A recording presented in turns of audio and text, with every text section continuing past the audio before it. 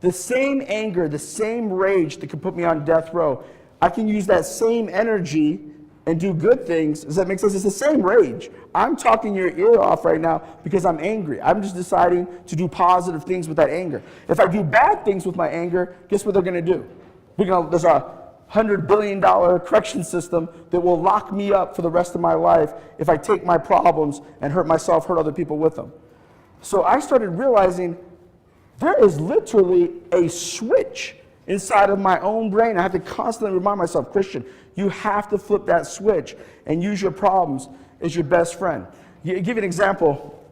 The other day, I got invited to speak. I was in a community speaking to the schools, and the superintendent of the schools said, Christian, I want to take you over to the detention center. In our community, we have a group of kids. We have 17 young men who are locked up for murder. Now, each one of these 17 young men are going to get out of this detention center in the next 5 to 10 years because of their age when they committed murder. And I go to the detention center, I walk in there, and I kind of come in there unannounced with the superintendent, and the people who run the detention center look at me, and they're like, who are you, and where are you from? I said, well, right now, I live in Utah. I actually married a girl from Utah. If you marry a girl from Utah, your butt lives in Utah the rest of your life. And they kind of looked at me and said, they didn't realize I was from D.C. or my background or different things. And the director of the detention center just freaks out. She goes, there's no way you could talk to these kids. You'll never relate to these kids. And she's very judgmental, very angry that I was even there. And I'm trying to set up my PowerPoint, my laptop, my projector. And she says, hey, the kids are walking down here right now. We don't have time for you to set up your crap. You need to start talking right now. And I'm like, all right. I mean, just, intense anger coming at me. So I'm like, man, how do I get these kids' attention? So there's a light switch in the room. Now, I do not recommend you do this in a detention center. I walked over to the light switch and started flipping it off and on really quick because I kind of was losing control of my own defense mechanisms because I was being treated. I was being very discriminated against. And being a white kid raised in an African-American home, when I am being discriminated against, it gets me slightly fired up. Everybody with me on that? So I flipped the light switches on and off in the detention center.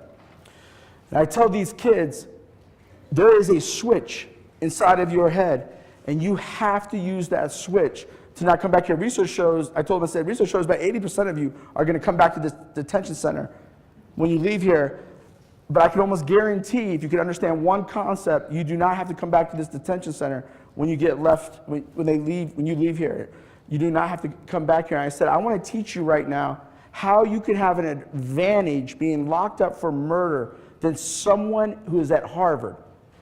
Everybody catch what the words I just said? I just said some crazy words. How can someone who is locked up for murder have an advantage over a student at Harvard who's been in graduate school at Harvard?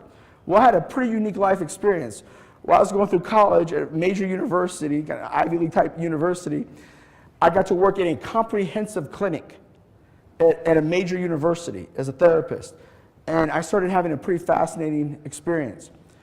Students who were straight A students, who were valedictorians, that could go to Harvard, Yale, any university in this country, I started dealing with case after case of suicide. Because what would happen is their girlfriend would break up with them. They got a B on a test instead of an A on the test, so they weren't able to get into whatever medical school they were trying to get into, and they took their lives. And one day it hit me, holy cow, if someone understands resiliency. Now, resiliency is not about success. I'm not talking about success. Resiliency is the ability to bounce back. I realized that a child could be locked up for murder if they take the pain. I said to those kids, you think about that murder when you wake up in the morning, you think about that murder when you go to bed at night, that fuel is inside of you. I talked about their rage. I don't have time to go into details here. But I said, you have to use that rage as a reason to start turning in your homework, stay in school, and not come back to this prison. And you could just see a light bulb go on in these kids' eyes, because for the first time they literally realized that they could literally have an advantage over someone at Harvard if they could see their problems as their best friend. That is the most powerful tool I've ever been taught, because no teacher, counselor, or social worker could get rid of my parents' mental illness. They couldn't get rid of the neighborhood I grew up in. What if some great educator would have came to me and said, Christian, I'm going to show you step by step that if you work hard, if you use your pain as fuel, you can do anything with your life. Everybody has that switch.